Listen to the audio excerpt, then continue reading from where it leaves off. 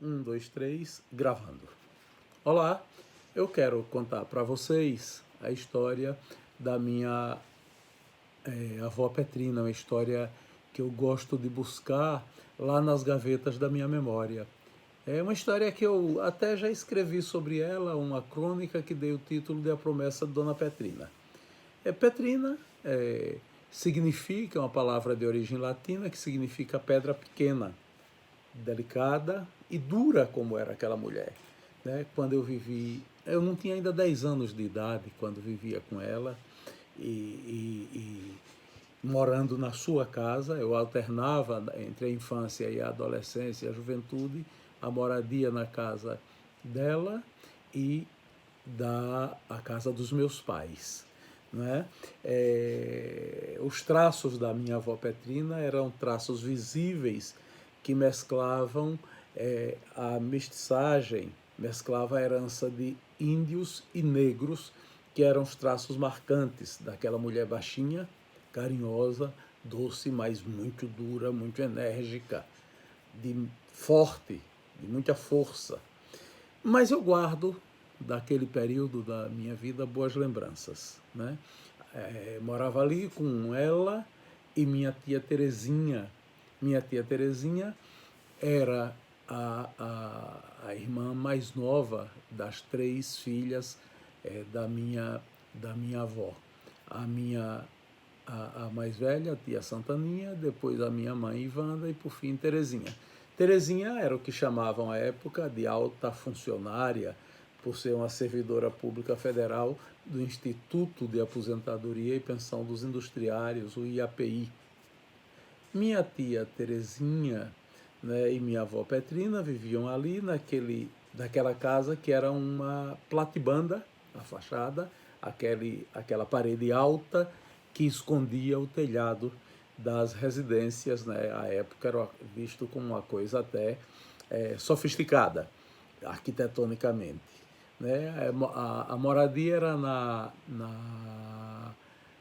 Avenida Nobre de Lacerda, que depois virou Avenida 7 de Setembro e atualmente é a Avenida Mamed Paz Mendonça, em Aracaju, entre a Avenida Pedro Calazans e uma rua que chamava Rua Vitória Torta e que hoje a Travessa São Miguel.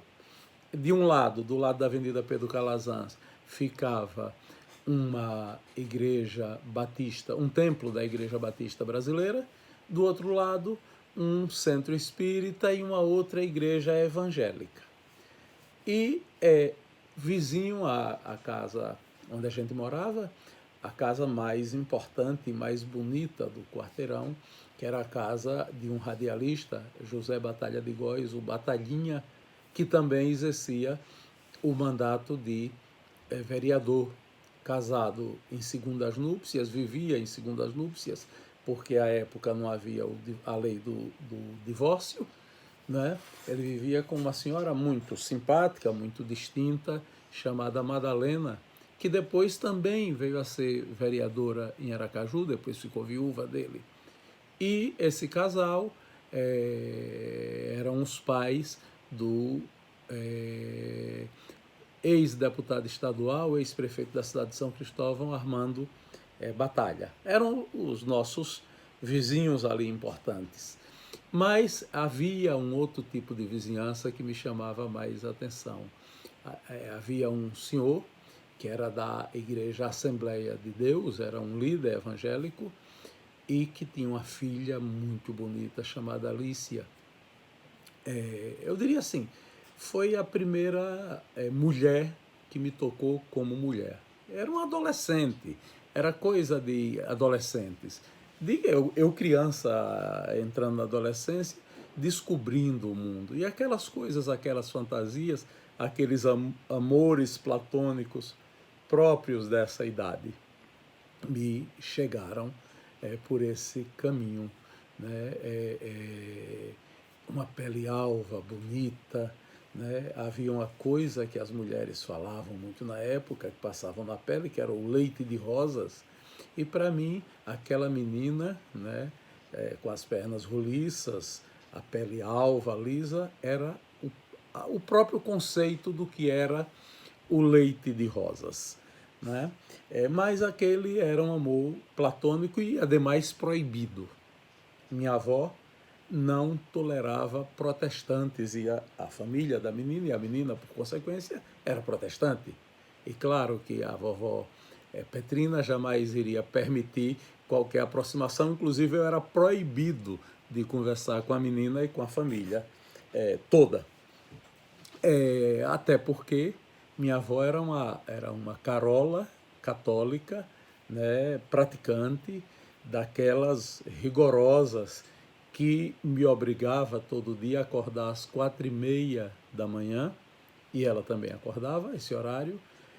Eu tomava um banho frio e ela também outro, para a gente ir à missa das 6 na Igreja do Espírito Santo, na Avenida Simeão Sobral.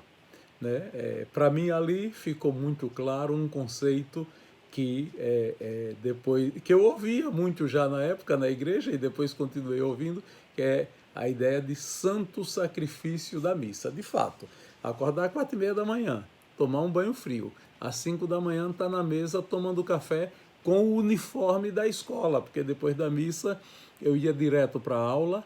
É um santo sacrifício que minha avó fazia com muito entusiasmo e que ia à missa 2 vezes por semana com a fita vermelha no pescoço, né, a medalha com a efígie de Cristo, já que ela era militante do apostolado da oração. Não é? Não foi fácil.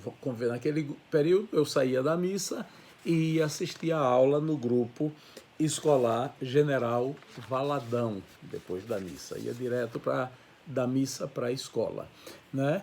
E tinha que chegar na escola antes de 7h30 da manhã, porque a professora Maria José Mendonça, Dona Mendonça, era muito sisuda e não admitia que os alunos chegassem atrasados.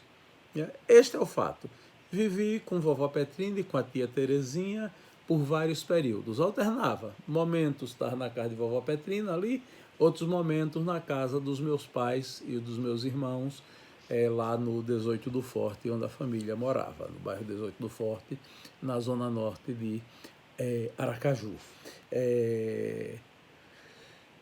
Na verdade, eu passei todos esses períodos com a minha avó, até por volta dos 16, 17 anos, isso continuou se repetindo, porque havia um sonho que minha avó nutria. Né? Ela gostaria, sempre teve a esperança de ter um neto do sexo masculino. Minha mãe ficou grávida pela primeira vez, nasceu uma menina, né, Yara, minha irmã mais velha.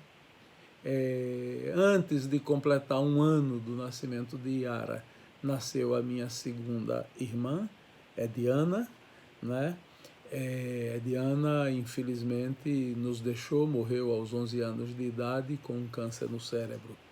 Né? E foi muito bem cuidada pelo Dr. Zé Machado de Souza, que era o médico que atendia as crianças de Aracaju, mas não conseguiu, mesmo com todos os cuidados, ela morreu antes que se pudesse fazer qualquer coisa, né, de acordo com os padrões vigorantes à época.